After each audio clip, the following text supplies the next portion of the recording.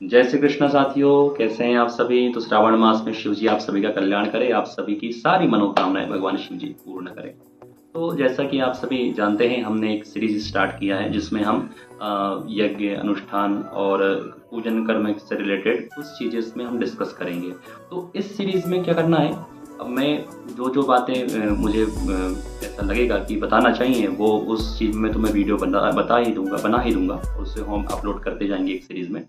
लेकिन अगर आपको भी कुछ ऐसा लगता है कि नहीं ये करना चाहिए, इससे करने से क्या होता है, ये नहीं करना चाहिए, ऐसा कुछ अगर डाउट हो तो आप कमेंट में लिख सकते हैं। फिर हम उसके ऊपर एक छोटा सा वीडियो बना करके उसको अपलोड कर देंगे, ठीक है। तो आज हम बात करेंगे साथियों पंच देवताओं के बारे में, है ना। तो ध्यान रखना साथियों, हिंदू धर्म में जो है पंच देवताओं का पूजन विशेष रूप से बताया गया है। हर घर में प्रतिदिन अगर इन पंच देवताओं का पूजन होता है। सबसे पहली बात, पंच देवता में कौन कौन आते हैं ध्यान रखना है।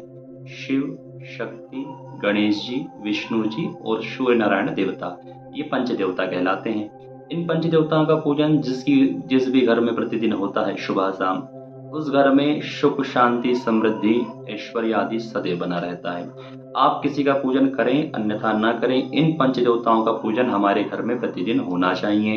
इन पंच देवताओं का पूजन साथियों बहुत बड़ा यज्ञ अनुष्ठान हो या छोटे से छोटा पूजन हो, सबसे पहले इन पंच देवताओं का ही पूजन करने का शास्त्रों में विधान बताया गया है। तो ध्यान रखना है, इन पंच देवताओं का पूजन सदैव हमको करना चाहिए।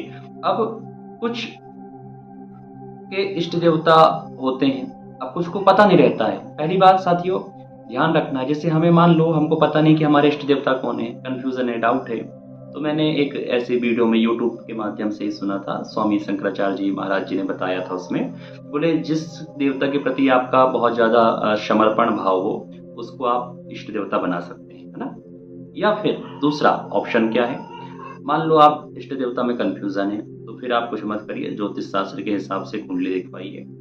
ज्योतिष शास्त्र के हिसाब से कुंडली में यह होता है कि पंचम भाव में जो आपकी राशि रहती है, उस राशि के जो देवता होते हैं, मान लो अब मेरी कुंडली है, मेरी कुंडली में पंचम भाव में मान लो मिथुन राशि है, कन्या राशि है। तो कन्या राशि के देव कौन हो गए, गणेश जी हो गए, विष्णु जी, दुर्गा जी। तो इनमें से किसी एक देवता को आप इष्ट मान करके उनकी पूजन कर सकते हैं। इष्ट देवता के पूजन करने से क्या होता है, पूजन करने से यह होता है कि वो जो देवताओं के गुण रहते हैं, धीरे धीरे जिसका आप पूजन करते हैं, जिसका वंदन करते हैं, जिस धीरे धीरे उनके गुण उनका स्वरूप आप में आने लगता है।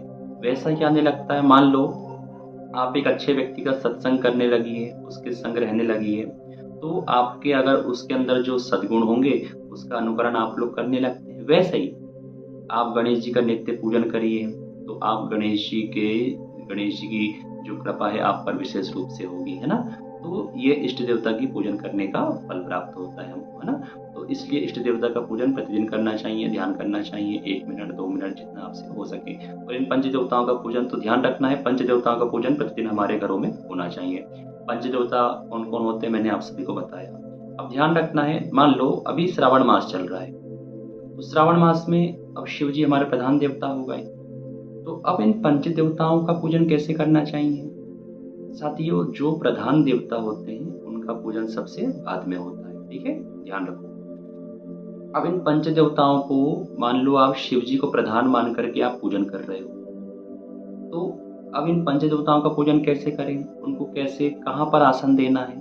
साथियों वीडियो में बाजू में जो आप पिक्चर देख रहे होंगे, फोटो डली है, तो इस फोटो में देखेंगे कि शंकर जी अगर प्रधान है तो उनके बाजू में कौन रहना चाहिए। अगर गणेश जी प्रधान है तो कैसे कैसे कहाँ पर आसन देना है। सूर्य देवता प्रधान है तो फिर इस देवता को कहाँ पर आसन देना है। अगर विष्णु जी प्रधान है तो फिर कहाँ पर आसन देना है। दुर्गा जी प्रधान है तो फिर कहाँ पर आसन देना है ना।